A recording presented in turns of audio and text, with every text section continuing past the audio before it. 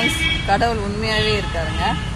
திக்கற்றவளுக்கு உதவி இல்லாமல் இருக்கவங்க கண்டிப்பாக கடவுள் உதவி செய்வார்.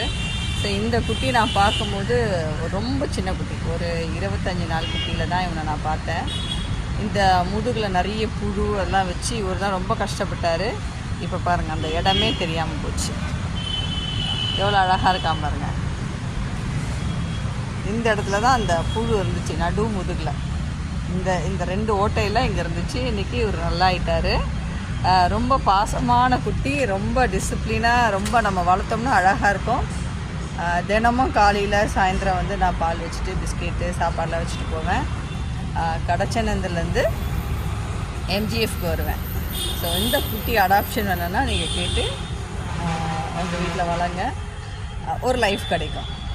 ப்ராப்பராக இன்ஜெக்ஷன் போட்டு தடுப்பூசிலாம் போட்டு தரேன். இந்த பிள்ளைங்களை நீங்கள் அடாப்ஷன் பண்ணி வளங்க.